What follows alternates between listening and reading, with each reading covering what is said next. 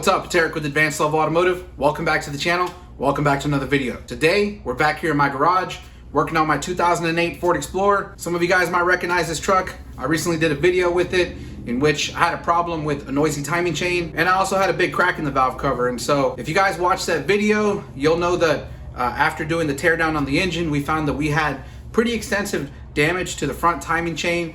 The guides, the cassettes, the tensioners, the chains, all of that stuff was pretty much destroyed. If you haven't watched that video, I will leave a link in the description where you can go back and watch it. If you did watch it, you'll know that where we left off, I was pretty much trying to decide whether or not I wanted to either fix the vehicle or just sell it the way it was, which would probably mean selling it for scrap, because I don't really know who's going to want to buy a truck that doesn't run and the engine's disassembled. Those are the two choices that I had to decide what road I wanted to go down. And so there was also some other factors. Again, if you guys watched that video, you'll know that at the time I did think that I had a problem with the transmission cooler. However, after reading your guys' comments, there was something that was cleared up involving me seeing coolant coming out of the transmission cooler. Basically, in the last video, I tried disconnecting the transmission cooler lines from the radiator.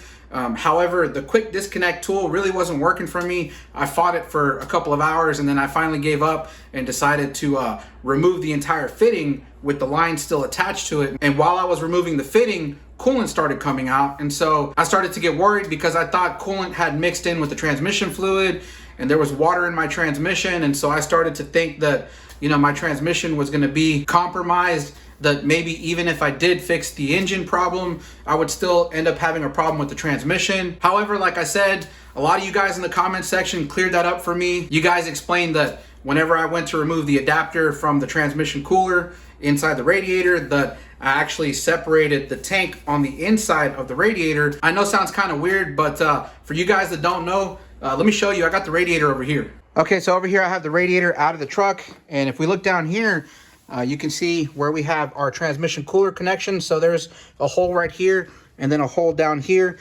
And so this bottom tank right here is part of the transmission cooler.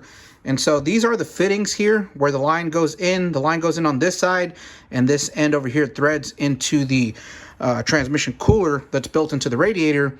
And if you look here, you'll notice that we have an O-ring here. Now this O-ring is what actually seals the barrier between the coolant inside the radiator and the transmission fluid inside of the transmission cooler. And so if you look into this hole, you'll notice that when you thread this in there, you're actually threading it into a separate little tank. So if you look in there, you'll see that there's actually another tank inside of here.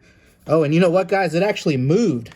I guess when I was moving the radiator around, the little transmission cooler inside of there actually moved. So take a look over there. You see over to the right, that's the actual cooler for the transmission. So I'm just going to tilt it this way and shake it a little bit, see if I can get that tank to go back over to the left. All right, so take a look inside the hole. You can see it moved a little bit. It's still not fully lined up with the hole. I think what I'm going to do is stick my finger into this hole and try to push it back over. There we go. So you guys can see this little tank. I'm moving it, trying to push it over, and we are lined up. So there is our transmission cooler that's actually built into the radiator. It's a separate little tank that's inside of this plastic tank. And so the way this is designed is that this internal tank contains transmission fluid, and it's submerged inside of this plastic tank, which is full of coolant. And if you ever remove this fitting from this tank here, you're gonna end up having coolant come out of the side where the plastic tank has its opening. So anyways, like I was saying, I was in the crossroads between trying to decide whether or not I wanted to fix the truck or if I wanted to junk it. And so after realizing that, my transmission probably wasn't doomed, I started to think more and more about fixing the truck. And also because I started looking around for used cars and trucks, and I soon realized that right now is not the best time to be buying a vehicle. Prices are super high. Everything's really inflated right now. And so I don't know if this is how the market's gonna be for the long term, or if this is just some type of bubble in where the car prices are just really high right now, but eventually they might actually come back down. I don't really know, but when I start crunching the numbers, it's starting to make more and more sense for me to just go ahead and fix this truck. So anyways, I bought a timing kit off of Amazon. I also bought all of the gaskets, the oil pan gaskets, the intake gaskets, the valve cover gaskets, timing cover gaskets, all of that stuff. I am prepared to start the work on this truck, and so I figured I'd bring you guys along, let you watch my struggles, and maybe give you a better idea of what doing a job like this involves. Now, I do want to let you guys know that This is not going to be a step-by-step video on how to do the timing chains on your 4.0 Ford engine. However, I am going to try to include as many tips and tricks as I can to help you if you're planning on doing this job yourself. Again, like I said, in my case, I'm not replacing the rear timing chain. I'm only going to be replacing the front ones. And so this job does not require the removal of the engine. However, that is not to say that this job is by any means easy. It is going to be pretty difficult, and I would only recommend you do it if you have some previous experience working on engines. So anyway, with that being said, I'm gonna go ahead and jack up the front of the truck. I'm gonna put it on jack stands. We're gonna move underneath and start by removing the oil pan. All right, guys, so taking you underneath the vehicle, let me show you that this here is the lower oil pan.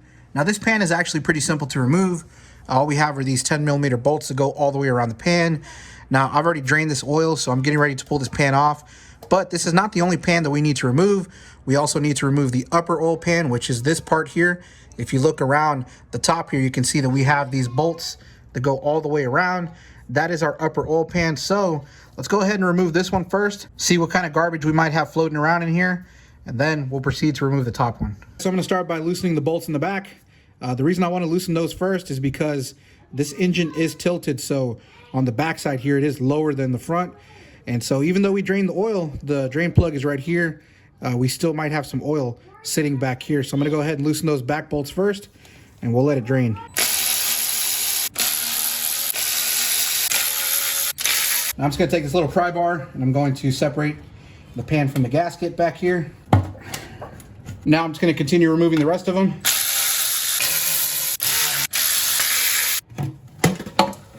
There we go. All right, guys, so we've got the pan out of the way. Take a look at our pickup tube and our pickup screen. You can see that we got a bunch of trash inside. Now this is what we're trying to avoid. If you replace this timing chain without dropping the oil pan and making sure that you get all of this junk, what's gonna end up happening is that it's gonna get sucked up into the pickup tube. It's going to clog the screen, and that's going to cause oil pressure problems. So let me see if I can dig some of these pieces out. Got a little pick tool right here, so let me try to dig out some of this crap. Oh, there you go, you see that? All that crap that just came out of there, those are pieces of the timing chain guide. All of this plastic here was clogging up the screen. There's still some more stuff in there. I'm hoping that I can just clean this out and not have to replace this pickup tube. But if I can't get all this stuff out, then I may have no choice. And again, this is something that's really important. Yeah, you see, I can't get that stuff out. There's that piece, I can probably get it out. But again, this is really important for you to make sure that nothing is going to obstruct this screen. There it goes, you see that piece? And that actually looks like a piece of metal. Either way, guys, I'm gonna have to try to clean this out. If I can't, then we may just have to replace this pickup tube with a new one. So let's go ahead and continue with the removal of the upper oil pan. We'll start by removing this pickup tube. There's a little 10mm bolt here. And then I think we're gonna have to remove the starter to get to the bolts back there. And then I think we have to remove some of the transmission bolts. There's a couple of them back here. And then I don't know if we can gain access to the bolts over here. We may have to remove the oil filter. But I think I can get around that. So yeah, let's start by taking this off. We'll get the starter off, and then we'll try to remove the bolts. Oh, shoot. Damn, I just got oil everywhere doing that. All right, guys, so just to fast forward real quick, I went ahead and I removed the starter. You can see it's out of the way. I also went ahead and removed the transmission lines because they were in the way of us gaining access to the 10mm bolts along the side of the pan here. Now, all we have to do is go ahead and remove these bolts here in the center, these 13mm bolts, and then we can proceed to removing the bolts around the pan. Okay, now we can start removing the outer bolts. All right, so I've got all of the 10mm bolts off of the sides of the oil pan, but there are two Torx bolts on the back. They are T30s, and we're gonna use this long 1/4" drive extension to slide it into the hole here on the back of the oil pan, and then we're gonna make sure that we're in. And I'm gonna break it loose with the 1/4" drive ratchet. Break it loose. All right. Now we're going to work this bolt out of there. There's one bolt. And we'll get the last bolt through this little hole in the back of the pan. You wanna make sure you got a good bite on it. You don't want to strip either one of these bolts, because if you do, then you are SOL. All right, there's that last bolt. It's a pretty long bolt, but you can see that it is a Torx head. So yeah, let's go ahead and try to peel this pan off. Just gonna use a long screwdriver through the side here. See if we can get in between the pan. This pan is still pretty stuck on there. I wonder if we have to remove these bolts up here in the front. All right guys, so I didn't realize that I am gonna have to take off these two 13mm bolts here in the front. Let me go ahead and pop these off and see if we can drop this pan. All right, let me break these loose. Oh, I can already see the pan wanting to drop. So let me get these bolts out. There's one bolt. There's the last bolt there. So let's go ahead and drop this pan. All right. Oh, we got a leak. All right, now the question is, am I going to be able to get this pan out without having to jack up the engine? Let me see if I can finagle this thing out of there. Oh yeah, I think I can make it work. Maybe. I might have to drop this sway bar. It's in the way here. Yeah, let me drop this sway bar.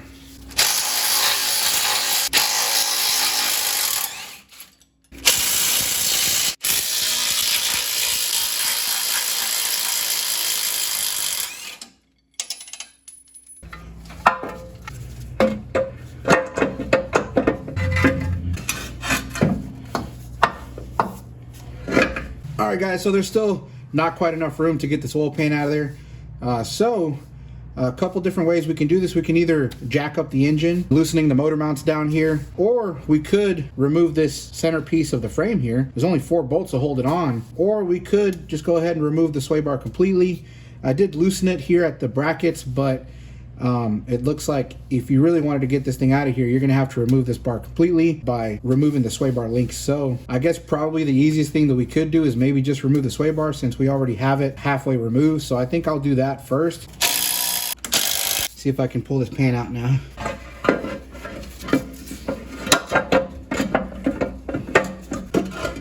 You know what, guys?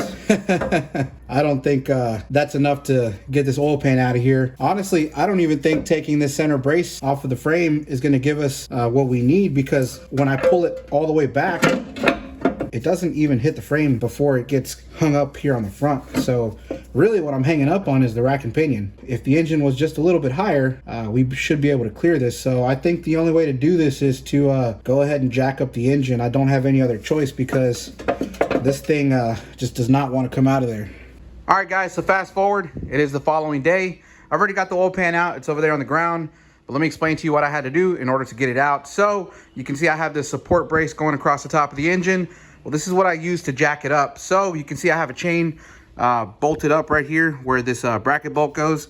And so what I do essentially is this jack screw right here, you tighten it and it pulls up on the engine. However, I did have to go underneath and remove the 2 motor mount nuts. It's actually really easy to do. There's a nut down here on this side and there's a nut down there on that side. Very simple. Once you get those nuts out, that allows you to jack up the engine. Gave me enough space to go ahead and pull the oil pan out. Now, I do think that removing the sway bar was still necessary. I didn't completely remove it. I just loosened it and I pushed it back. But again, that gave me plenty of space to get this oil pan out. So let me show you guys what I found in the oil pan. Again, the reason we took this upper oil pan off is because it has this sort of tray here. And so what can happen is that these pieces of the timing chain guide can get stuck up here and they won't fall all the way through. And so just removing the bottom pan is not going to allow you to get all of the stuff out. So if you look at the bottom oil pan, you can see we got all of this crap here. This is pieces from the timing chain guide. So we have all this stuff here. We definitely had to clean that out. But if you look over here, you can see we have a couple pieces. I got one right here and looks like there's a piece right here. So yeah, a couple of pieces. Again, you know, maybe this might not have been such a big deal, but like I said, if you leave this stuff up here and you don't clean this out, what can happen is that, you know, eventually these pieces will fall down the cracks or the holes here, and then they'll get sucked up by the oil pump pickup tube. And of course, that's going to affect the oil pressure, the oil flow, which can eventually lead to even more engine damage. Like I said, if you guys are gonna do this job, you gotta do it right. You gotta remove both oil pans, get all of the garbage out of there before you put it back together and start this thing up. Okay, so we're just about ready to remove the timing chains. I've got both camshafts locked down. So if you look on the back of this camshaft over there, you can see the alignment tool. I have it fully clamped down. And so we're ready to go ahead and remove this bolt here for the camshaft. Now also I went ahead and I locked the other camshaft down. Now the kit, the timing kit only comes with one locking tool. It comes with another one, but the other one's for the sprocket. And so, you know, I had to use this one to align it because really we're only changing this timing chain here. But I wanted to make sure that this camshaft wasn't going to spin. So I used the locking tool, the alignment locking tool for this side. And then on this side, I just took an Allen key and I used it with a little bolt here on the cylinder head. And this right here is actually holding this camshaft in alignment and position so that when we go to remove this bolt here, our camshaft on this side does not move. And so this is a quick tip trick. If you guys don't have the alignment tool for this engine, you can actually just take an Allen key like this, like I did, find one that fits right into the slot here, and then just use a bolt to take up the space here. And what I did was I backed out the bolt to bring it up higher so that we have tension on this Allen key. So if you see, I'm pulling on it and it's not going anywhere. So that thing is nice and tight. We can go ahead and remove this bolt here as well. So let me go ahead and get my impact tool and see if I can bust those off. Now I'm going to remove this little plastic guide here by removing these two 10mm bolts. Now that we've got that out of the way, we can go ahead and remove this gear. I'm just going to pop it off. There we have it. You can see we have this little shaft that extends into the jack shaft there. So now we have this timing chain and gear removed. Next, we can go ahead and remove the bolt for the camshaft here. This thing's pretty stuck on there. Let's give it a few love taps with this brass hammer. Now we can go ahead and remove the two bolts that hold the cartridge on. There's this bolt here, and then there's a bolt down here. So let's remove the bolt down at the bottom first. We'll spray some brake clean into this one here so we can figure out what size that hole is. That seems about right. That is a T30. Like so. And you can already see this thing falling out. So I'm gonna go ahead and try to remove the chain with the cassette and the gears. This thing is destroyed. Wow. And there we have it. This here is our busted up cassette, our cam gear, and then the jack shaft gear. Again, take a look at this cassette. You can see that it's completely missing all of the plastic. So there's nothing left of this plastic, and the top of it is broken off. So this took some serious damage, just flopping back and forth like that. And so this is where most of the damage occurred. Now, it's kind of hard to say where the problem starts. I've heard people say that the problem really starts down here with the balance shaft chain, which we're going to get to in a minute.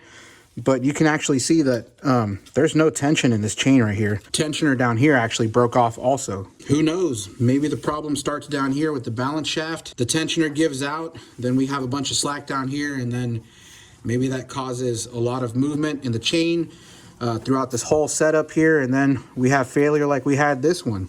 I don't know, just a theory. All right, guys, so I'm gonna focus you on the balance shaft chain down there. I'm gonna go ahead and remove it. In order to do that, we have to remove the tensioner, which is actually held on by two E-Torx bolts that actually mount vertically from the bottom. So I'm gonna go down there with my little E-Torx socket. It's an E10 with this little ratchet here, and I'm gonna remove them. All right, so here we have the tensioner, or what's left of it. And you can see this is one of the long bolts that hold it in. And yeah, you can see that this tensioner has no plastic left on it, nothing whatsoever. And so, yeah, this thing is probably what gave out first. But again, we can only theorize. Next up, we'll remove the two bolts for this guide. Oops, pull this off. Just pull on this gear here. Not easy to do, but we'll kind of get it off by working it back and forth or side to side. There we go. And hopefully we can slide this gear off. Wow, she is stuck on there. Let me get something I can budget with. You know what, guys? It actually looks like there's a tooth here. We might actually have to remove this little Woodruff key on the end of the crankshaft. There we go. Now that we got that out of the way, let's see if we can work this gear off of here. There we go. Finally. Now we can remove this gear and chain. And there we have it. So take a look, guys. You can see there was a tooth right there. I didn't realize that you can see the slot where the tooth is at on the crankshaft. Well, that Woodruff key on the crankshaft was not letting it get past. So it is necessary to remove this Woodruff key so that you can get this off. Anyway, now that we have our timing chains and guides off, we can go ahead and start putting everything back together. And we'll start by timing this balance shaft down here, which I'll take you guys down here, put a close-up of the camera, and show you how we time this gear. All right, guys, so it's time for us to set our timing for the balance shaft before we can install the chain. Again, this here is our balance shaft gear, and this down here is the actual balance shaft itself. Now, if you look at the balance shaft gear, you'll notice that we have two markings right here. There's two dots, and those little indentations, I went ahead and I highlighted them with a paint marker like this. If you guys are looking for a paint marker to write on metal surfaces, I will leave a link in the description where you can get one of these. But yeah, I went ahead and I highlighted them, marked them with the paint marker. And so what we want to do is we want to line up these two dots with this hole right here in the casting. And so if we line it up like this, you'll see that the hole is in between our two dots. Now, that's not the only thing that we need to do. We also need to time the shaft itself. So if you look at the shaft, you can see, of course, we have a hole in the middle here, but there's a hole on the outside of the circle. And so what we want to do is we want to spin this around until we get this outer hole to line up with this slit in the casting here. And so I'm going to go ahead and spin this gear around and just watch our little outer circle here. And we're going to try to get it to where it lines up. See where it lines up there with the slit in the casting? However, our two dots are on this side. We need to get them over here. So let's keep spinning it around until we find the correct position. Again, we're aligned up here, but we're not aligned down here. And so let's keep spinning it. I'm not sure how many times it's going to take to get it right, but if you just keep spinning it, eventually you will find the correct spot. Let's spin it again. Nope, you can see our dots down there, but I think it's getting closer.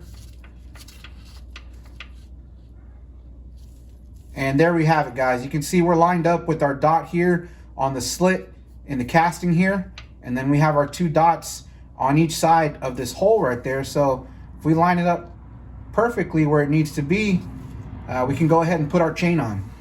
Okay, so before we put the chain on, a quick tip. If you want to lock this gear into place, you can take something like this. I found an Allen key. This one is a 3.5 millimeter, and it fits right into this hole here. So if we just shove it in there, you can see it locks our gear into place and keeps it from moving. Now we can go ahead and install the chain. We're just gonna go ahead and slide this over, line it up, and there we have it. Now I can go ahead and install our new tensioner. Then we'll torque those down to spec. Well, before I actually torque these down, I should probably just go ahead and install the guide while I'm at it. So let me do this first so that we're not fighting the tension on the tensioner. Run them down until they're flush.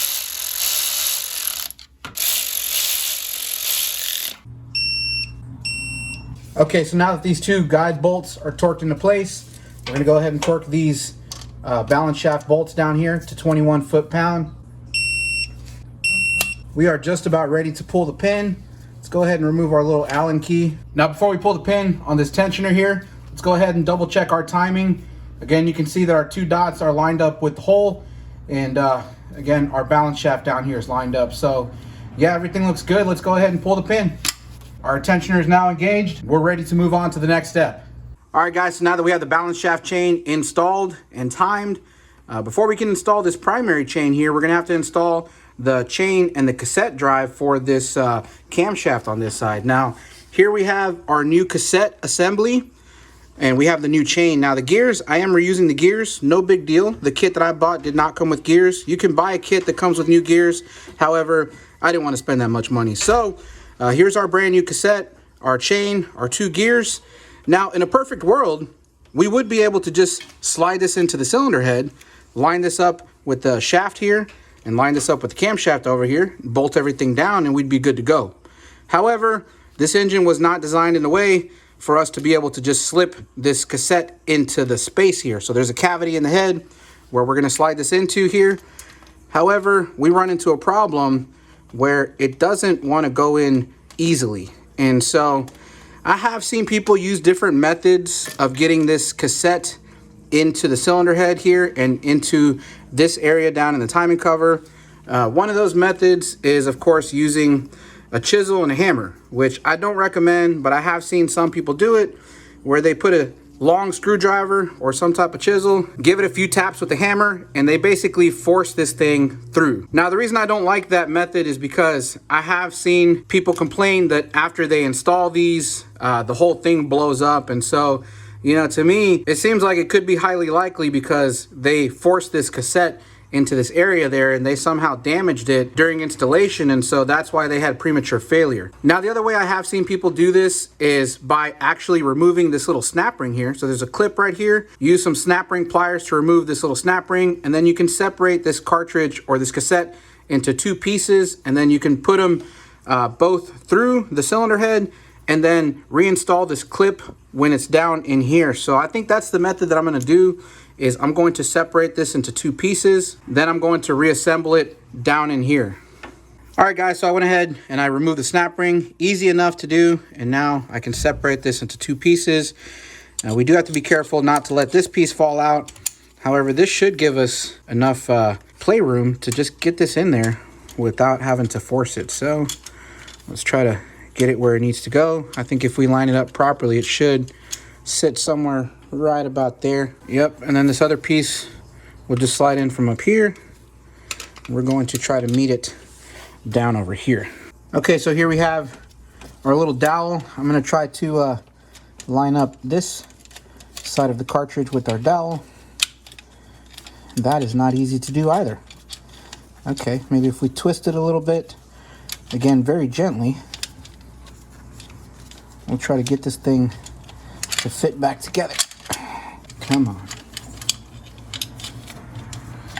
What are we fighting for?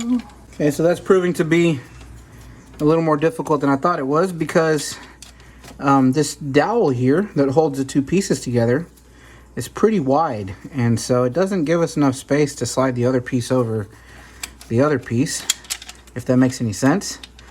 But let me see if I can just get it on there. Come on, that's really all I need to do. Just try to get it on there. Well, that's obviously not going to work the way I was hoping it was going to work. You know what, guys? I feel like there's something still stuck in his head. Is it? Oh, there's still a piece of the old guide that was stuck up inside the head. It was actually sideways like this. I knew I was getting hung up on something, but yeah, so I guess I didn't pull all of the plastic out. There still was a piece in there. Let me make sure there's nothing else in there. Actually, yeah, there's more pieces here. Here's another piece that was stuck up there. There's another piece of something in here. What is it? Another piece of guide. Okay. Yeah, there's more trash in here. Okay, guys, so if you are doing this job, make sure you do a thorough search. Oh, man, check that out. There's the piece of metal that broke off of the old guide. Or the old cassette. Man, I'm glad I found that. This was stuck inside the head here in the corner. I thought this thing had disappeared into the oil pan or something, but yeah, I guess not. Man, I'm glad I found that. I can see some more pieces lodged up against the cylinder head here. Oh man, they fell into this stupid crevice. There we go. Some more pieces. Make sure we clear out this cavity. And there's another piece right there. So yeah, I think that's all of it. Again, guys, if you're doing this job, just make sure that you do a thorough cleaning. And look inside the cylinder head, because inside of these castings you can find a lot of those broken pieces that stay stuck in there. There's actually a little cavity in the cylinder head here that goes down to the bottom. And so make sure there's nothing trapped inside that cavity. Let's try this again.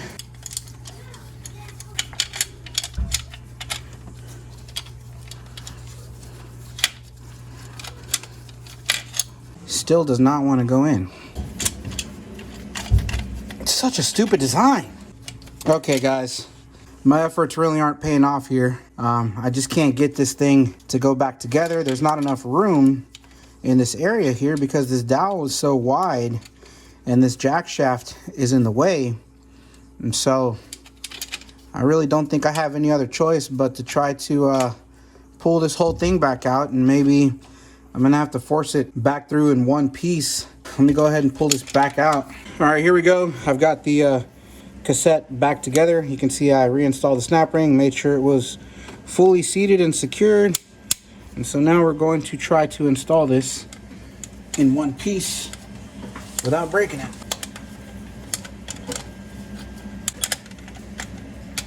And make sure I'm not hitting anything vital here.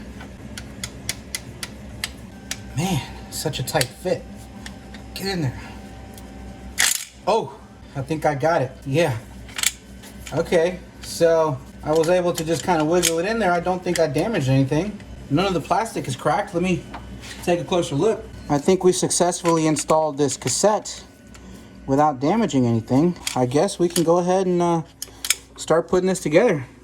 All right, so here we have our chain and our two gears, and I think we're gonna have to remove this lower gear and just slide the chain through the cassettes until it comes out on the other side here, and then we can install our gear. It's a good thing we don't have to worry about timing marks. We're able to just kind of put this gear wherever we want on the chain, slip it over the jack shaft here, make sure it's fully seated, and then set this cam gear on the camshaft. Just get it on there flush, and there we go. Let me pre-install the cam bolt, just hand tight. Another thing to note is the position of the gears. This area here faces outward, and it's got a little 05 stamped onto it, and so does the cam gear. So this is going to be the outward facing side of the gear. Now we can go ahead and install our new O-ring headed bolt here. This came supplied with a new bolt in the kit. And so we're gonna line up our cartridge here with the hole, the bolt hole. Then we're going to thread it into place and just thread it hand tight. So we still need to install the bolt down here. Okay, so now that we have that hand tight, let's go ahead and install the bolt down here. We'll slide our bolt in through the hole, make sure we line it up, catch those threads, and thread this in by hand. All right, so we're gonna torque this bolt down here to 14 foot-pound and this bolt up here to 9 foot-pound torque. So let's start down here, 14 foot-pound. Let's get this one flush. Then we'll torque this down, again, 9 foot-pound torque. And there we go. Now we're just gonna see if our cassette moves freely. Again, this is where the tensioner moves the arm here. We'll make sure that nothing is binding. I'm gonna go ahead and spin the chain and the gears. Again, the bolt is not all the way tightened, so this is just free spinning on the shaft there and here. And so you guys can see when I spin this, we're not binding up. Everything looks good so far. And again, we were able to install this cartridge without doing any damage at all. And so I'm pretty confident that we're good to go with this. Okay, so now it's time to reinstall our Woodruff key onto the crankshaft. And so I'm just gonna simply place it into the slot here. Then we're gonna use a little brass hammer to tap it into place. All right, guys, so here we have our primary chain with our crank gear down here, and then our main gear up here for the jack shaft. Now, an important thing to note is the way that this crankshaft gear faces. This recessed portion is going to face outward. That's really important. And then, of course, this gear up here only goes on one way because we have this big shaft that's going to go into the jack shaft there. So, again, we don't have to worry about timing anything because the tool is aligning the engine for us. So this can go installed anyway. All we have to do is line up the tooth on the crank gear down here and then slide it into place. Now I'm just going to install the bolt and hand tighten it down so that it stays in place. Again, guys, we're not worried about any timing marks here. We just want to make sure that we put everything in the correct orientation. Now let's go ahead and put the guide on. So here we have our guide with our 2 bolts. There's a little locating pin right here that you want to make sure it goes into the hole. So we're going to line that up before we install our bolts. We'll go ahead and drive these bolts down until they're flush. All right, so we're going to torque these down to 14 foot-pound torque. Then we can go ahead and install our tensioner. Here we have our new tensioner and our 2 bolts. We'll slide this in here, and then line this up with the hole, get this bolt in here, and start tightening it down. Now we're going to torque these bolts down to 80 inch-pounds. There we go. All right, guys, so now that we have all the timing components pre-installed, it is time to torque down the bolts. Now, what I did first of all was I moved over the camshaft alignment tool to this cylinder head over here. And the reason for that is because we're going to torque the jack shaft bolt down here. And if you guys recall, we're not messing with the rear chain. Of course, when I had this motor out a year ago, I replaced the cartridge on the rear chain over there. And so we have no worries about what's on the back side over there. But in order for us to make sure that this thing doesn't move from its alignment, we have to line this one up using the tool. So now this camshaft is locked down. It's fully aligned. This camshaft over here is freewheeling. Well, it's not actually freewheeling because I have some locking pliers over there. You can see I have the camshaft locked down so it doesn't spin around. And so this bolt here is still loose. So this gear here can still turn whichever way it wants. That's not important right now. What's important right now is the alignment between this one here and this one down here. And so we're going to start by torquing this bolt here. And once we do that, that is going to lock the timing between the jack shaft and this camshaft over here. And these two are going to be in sync with each other. Now, in order for us to torque this bolt down, what I did was I took a 29mm socket, one that fit right over the keyway on the front of the crankshaft, and I jammed it using a long breaker bar up against the frame here. And so as I tighten this, this should keep the crankshaft from turning. And then once we get this fully tightened down, we should be able to remove this alignment tool, move it over to this cylinder head, and then we'll start torquing this one down. So this right here gets torqued down to 33 foot-pound torque, and then we're going to do an additional 90 degrees. Okay, so before we torque this bolt down, I'm going to go ahead and pull the pin on the tensioner. And now this tensioner is fully engaged, so we can go ahead and continue with torquing this down. Hopefully our backup down here is not going to spin. So I'm going to start by doing it gently and keeping an eye on the crankshaft. I want to make sure that it doesn't move at all. I have it jammed up against the frame there pretty well, so I think we should be okay. I'm getting to 33 foot-pound. We're at 27, 28, 29, 30, 31. Let me bring this up a little bit here. Torque it down. 33 foot-pound right there. Now we're going to set the torque wrench to 90 degrees. You can see it says 90 degrees. And so let's go ahead and torque this thing down.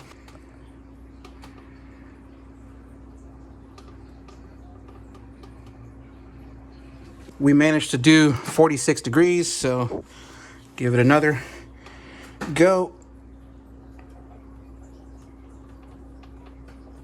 That's 80 degrees or 81 degrees. You can see our torque wrench here. Then I'm going to go for the final push. And there we have it. That's our 90 degrees right there. I can tell we did it right because now our paint mark is facing this way. And so we're good to go. Everything here is torqued. Let's move this alignment tool over to this side on the back of the cylinder head. Then we're going to use another tool to hold this gear from turning.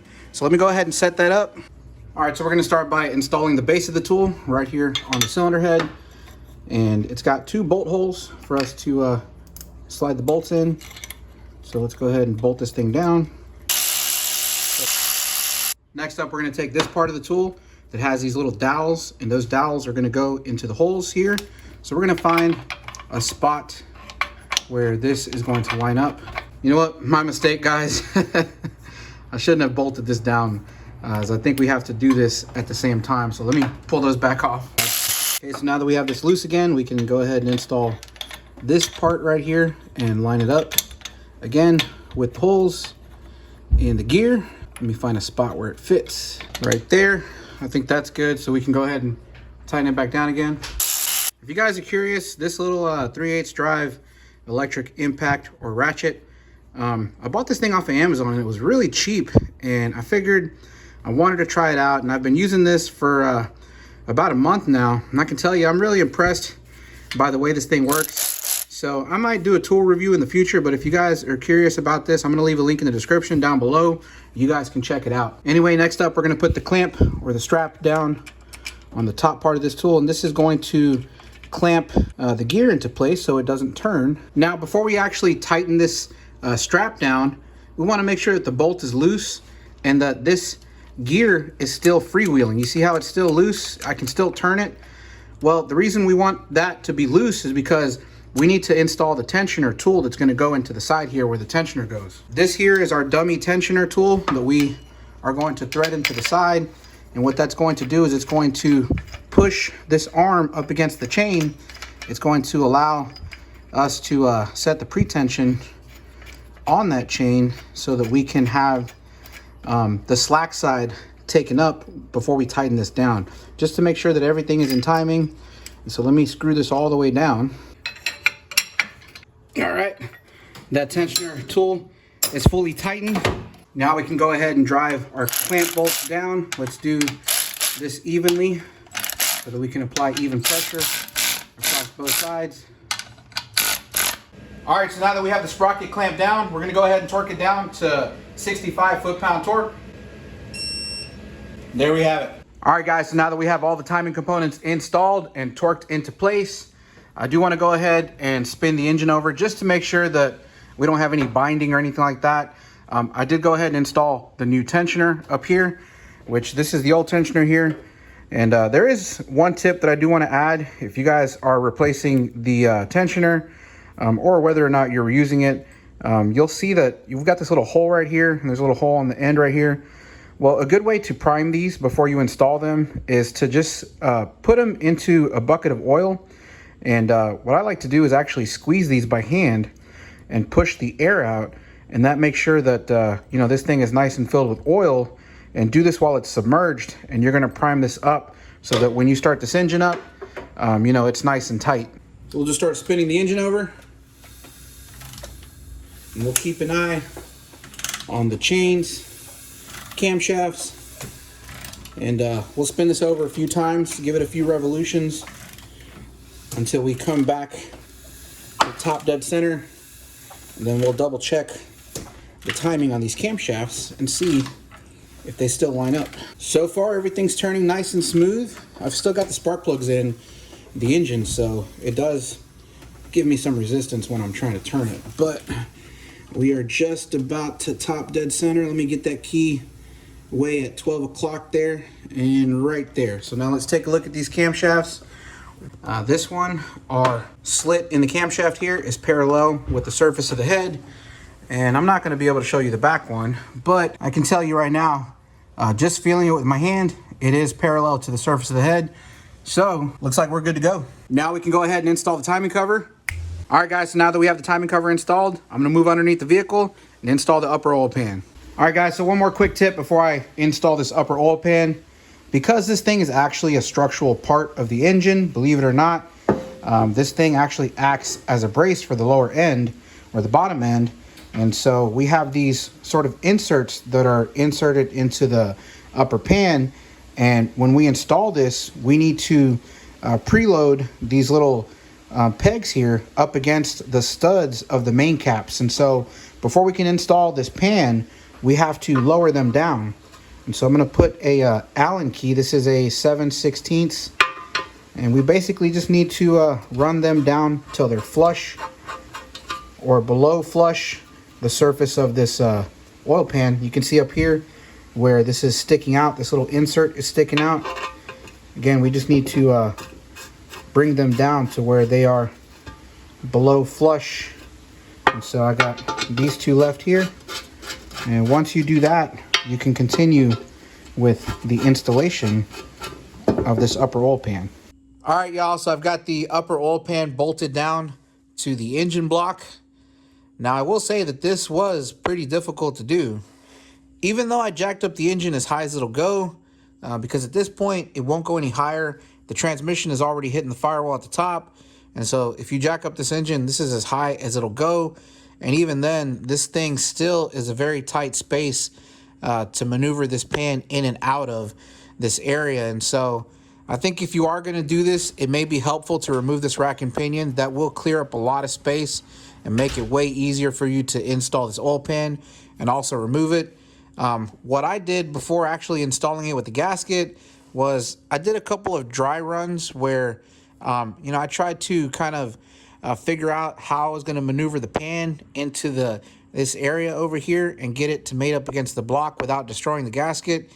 And so what I found out was that if I brought it in sideways, and then as I was raising it up, kind of sort of start tilting it, you know, this way, then I was able to get up and over the rack and pinion and mate with the engine block without destroying the gasket. Now, a quick tip for this oil pan is that you do have to sort of align this thing with the bell housing of the transmission. And so because the transmission is still attached, the only way for me to do that was to actually get the bolts pre-installed. So all of the bolts at the top, I had them just hand tight.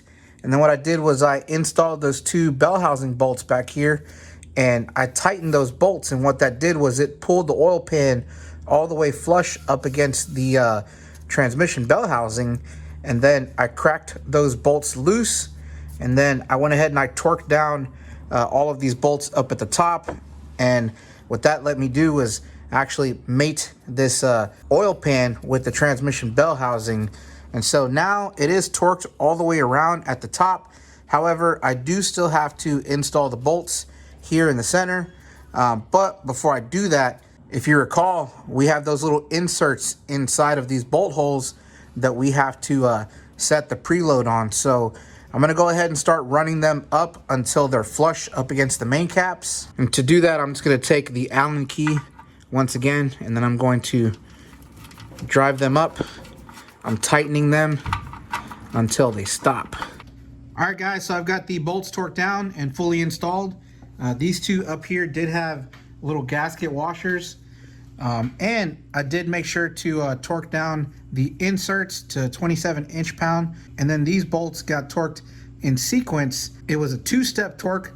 The first step was 11 foot-pound, and then the second step was 25 foot-pound. So now that we have the upper pan installed, I'm gonna go ahead and install the pickup tube and then install the lower pan. All right, guys, so fast forward, it's actually the following day. I ended up having to go over to Ford to purchase a new pickup tube. And here is the part number. If you guys are interested, you can pause the screen and write that down. But basically, I tried to clean the old one. However, I was not able to get all of the crap that was inside stuck to the screen, because if you look at the way these are designed, there really is no way for you to get into this area right here to clean out any debris that's stuck behind this plastic piece, because this plastic is all glued together. And so you would literally have to try to disassemble this to clean this out. I really didn't want to mess with it. I figured this was a really important part. It's better not to cheap out. And this thing, I think I paid around $40 for this part at Ford. So if you ask me, if you guys are doing this job, it's better to just go ahead and buy a new one anyway. You'll have a way better peace of mind. So I'm just gonna go ahead and stick this on there.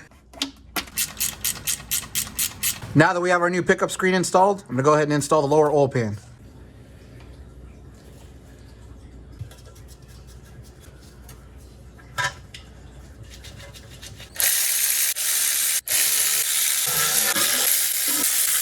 A quick tip, guys, if you're doing this job, you're gonna wanna replace the oil filter.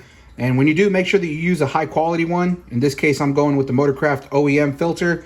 Another tip is that you want to make sure that you pre-fill this oil filter with oil. The main reason is because we want to make sure that we can prime the system properly before actually starting the engine. And having this oil filter pre-filled with oil is going to help us make sure that we have as much oil pressure behind the timing chain tensioners before we actually start the engine up. Now, in some cases, you may not be able to pre-fill the oil filter this way. In some vehicles, the oil filter is mounted sideways. In that case, you really can't pre-fill the oil filter. However, in our case, this filter is mounted vertically, and so we can actually pre-fill this filter before we install it. Anytime you're doing an oil change on any make or model, if the oil filter mounts vertically and you're able to pre-fill the oil filter, you should always do it. Anyways, guys, at this point, I'm gonna end out the video, really because I don't want this video to be super long. At this point, I've already got the timing cover on. I've already got the harmonic balancer on. I'm getting ready to start putting on the valve covers. However, I am gonna wait until the next video to show you guys. Also, please stay tuned for the next video because I've got something really cool that I wanna show you guys. I am planning on upgrading the radiator with an aluminum one, so you guys are definitely gonna wanna check that out. Anyway, like I always say, thank you guys for watching the video. I hope you found it useful, informational, educational, entertaining. If you did, make sure to give it a thumbs up. If you haven't done so already, make sure you subscribe to the channel, hit that notification bell. I'll see you guys in the next one. Thanks.